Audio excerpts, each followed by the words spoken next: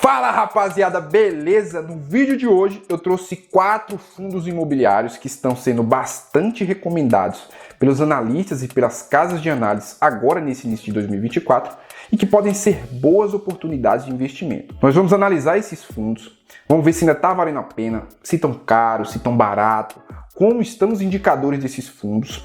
Eu mesmo possuo os 4 na minha carteira e não me desfaço deles por nada e nós vamos falar sobre eles aqui. Mas antes, eu peço que você inscreva-se no canal, deixa o like nesse vídeo para a gente fazer essa bodega aqui crescer. Deixa aqui nos comentários também se você possui algum desses fundos e o que você pretende fazer com eles agora. Vai manter na carteira? Vai vender? Não faz mais parte da sua estratégia de investimento? Enfim, sem mais enrolação, bora pro vídeo. Vamos lá. Com a queda da Selic, que vem acontecendo desde agosto de 2023, e com as expectativas de ainda mais redução até esse final de ano de 2024, o mercado de fundos imobiliários e da renda variável como um todo vem se beneficiando bastante com isso. Historicamente, sempre que a taxa de juros do nosso país cai, o IFIX tende a subir. O IFIX ele é um índice que mede a dinâmica de valorização e desvalorização dos fundos imobiliários da nossa bolsa. Só de agosto para cá, com a queda da Selic de 13,75 para 11,25, o IFIX subiu mais de 5%. Então assim,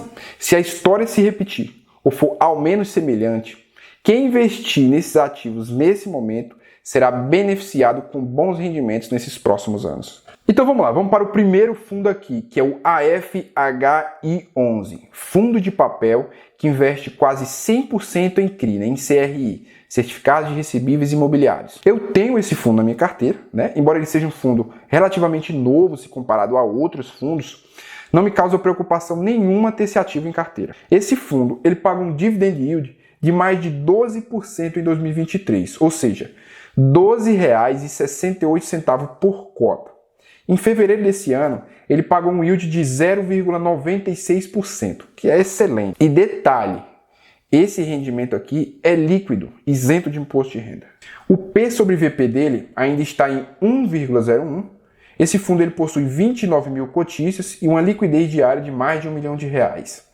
Ele acabou de fazer uma emissão que captou um montante de 63 milhões de reais. A captação dele foi muito boa, embora ela tenha sido abaixo do esperado, que era de 100 milhões de reais. Mas fica complicado, né? Com essa carreata de emissões que a gente teve agora nesse começo de ano, fica complicado para esses fundos menos conhecidos. O que mais me chamou a atenção nessa emissão do AFHI foi o fato dele ter pago as custas do processo de emissão, o que não é comum nesse mercado, pessoal. Normalmente os fundos, quando vão emitir, eles pegam esses custos da emissão e eles embutem no valor da cota. Então, por essa e por outras movimentações, o AFHI ele vem demonstrando ser um fundo que está alinhado aos interesses do cotista, né? Pelo menos até agora. O indexador desse fundo é misto, entre IPCA e CDI. Ele possui 59,30% em IPCA e 40,6% em CDI, o que é muito bom. Porque enquanto a taxa Selic, né, a taxa de juros do nosso país, ela está alta, essa parcela de CDI vai continuar pagando bons proventos, né, mantendo o rendimento do fundo. E quando a taxa Selic ela começar a cair, a parcela de IPCA do fundo vai conseguir manter esses bons pagamentos, né? Assim espero. E claro, se também não tiver nenhum problema nesses papéis do fundo. Isso aqui é um ponto positivo do AFHI. Ele é um fundo de papel que investe de fato em CRI. Ele não é como outros fundos de papel que tem no mercado, que se dizem ser de papel, mas investem a maior parte em outros fundos. Ele mantém 86,2% do valor investido em CRI e possui apenas 0,08% investido em outros fundos, ou seja, nada. É um fundo bem defensivo, com 65,8% em ativos high grade e o restante aqui em ativos high yield. Na verdade, eles vêm trabalhando desde o ano passado para tornar o fundo cada vez mais high grade. Para quem não sabe, fundos high grade são fundos que investem em ativos de menor risco e menor rentabilidade. Fundos high yield são fundos que investem em ativos de mais alto risco, porém com maior retorno. E a gente ainda tem uma classificação de fundos middle risk, que são fundos que possuem ativos high grade e high yield. A alocação do fundo por setor eu acho bem interessante. 39,6% do fundo está alocado no segmento de incorporação, ou seja, na construção de edificações para venda, 17,9% no segmento de varejo essencial e o restante bem pulverizado aqui em mais 9 segmentos. Um setor que provavelmente terá um destaque positivo esse ano serão os fundos de shopping. Esse setor ele foi impactado diretamente pela pandemia ali em 2020 e 2021, de forma que os fundos desse setor ficaram para trás com relação aos fundos de outros setores. Os valores das cotas desses fundos elas ficaram bem amassadas durante aquele período, mas de lá para cá houve um certo crescimento econômico, uma certa movimentação econômica, e hoje o mercado ele está animado com relação a esse setor. É um setor que eu gosto muito, eu tenho 3 fundos de shopping na minha carteira, então nós vamos falar aqui do HSML11. O HSML11 ele é um fundo de shopping da gestora HSI Invest. Esse fundo ele vem ganhando bastante cotistas ultimamente, já está aqui com mais de 171 mil e provavelmente aumentou depois dessa última emissão feita. Esse fundo ele pagou um yield em 2023 de mais de 9%.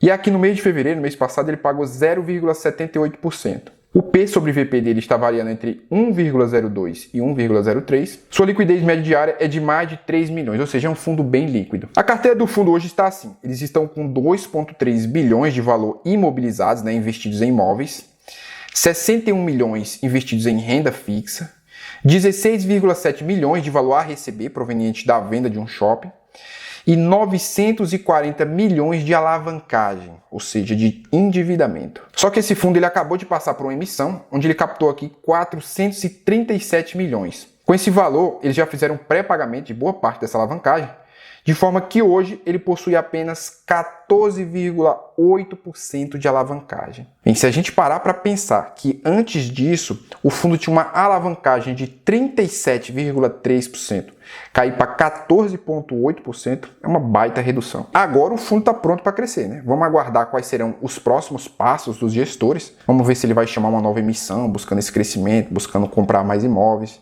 Enfim, esse fundo ele não possui tantos imóveis se comparado a outros fundos de shopping do mesmo patamar, só que de outras gestoras.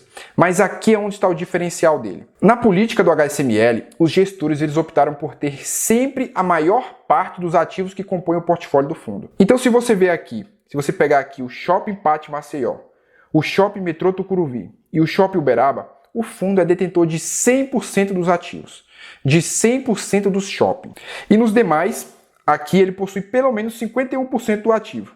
Ou seja, eles possuem o poder total de decisão nas mãos. Isso facilita e agiliza bastante quando os gestores precisarem fazer mudanças nesses ativos, pois não vai ser necessário ficar fazendo reuniões com investidores majoritários para solicitar essas mudanças, o que acaba atrasando muito o crescimento do fundo. Essa política ela é um baita diferencial no HSML, mas por esse motivo, o fundo ele acaba ficando limitado a apenas 7 ativos no seu portfólio. É um fundo que a longo prazo, quando ele fizer outras emissões, quando ele comprar outros shoppings, ele chamar esse crescimento, ele tende a se tornar um baita fundo.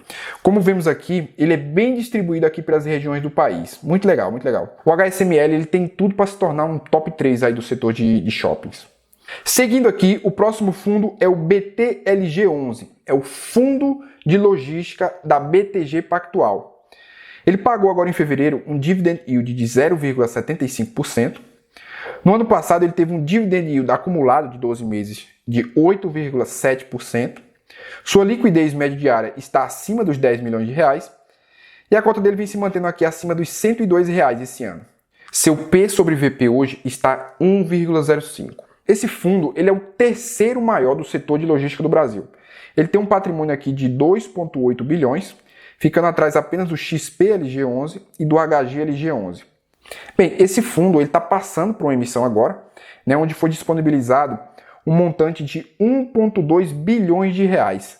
Foram captados mais de 1,4 bilhões de reais. Ao concluir a alocação total desse valor captado, ele se tornará o segundo maior fundo de logística em termos de patrimônio. O BTLG11 ele tem 266 mil cotistas e vai subir agora depois da emissão.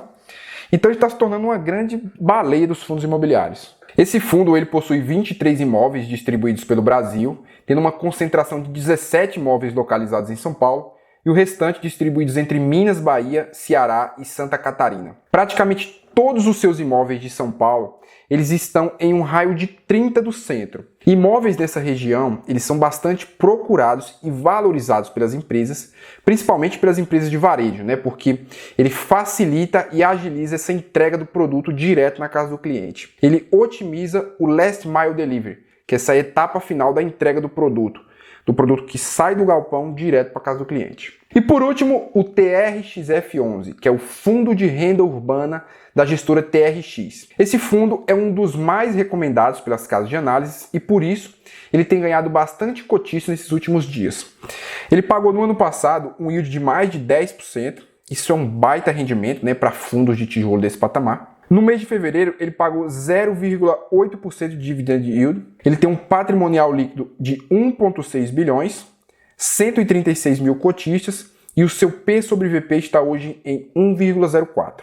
No portfólio, esse fundo ele possui 57 imóveis, sendo 41 aquisições feitas pelo próprio TRXF11 e 16 de outro fundo da própria gestora TRX, cujo ticker dele é o TRXB11.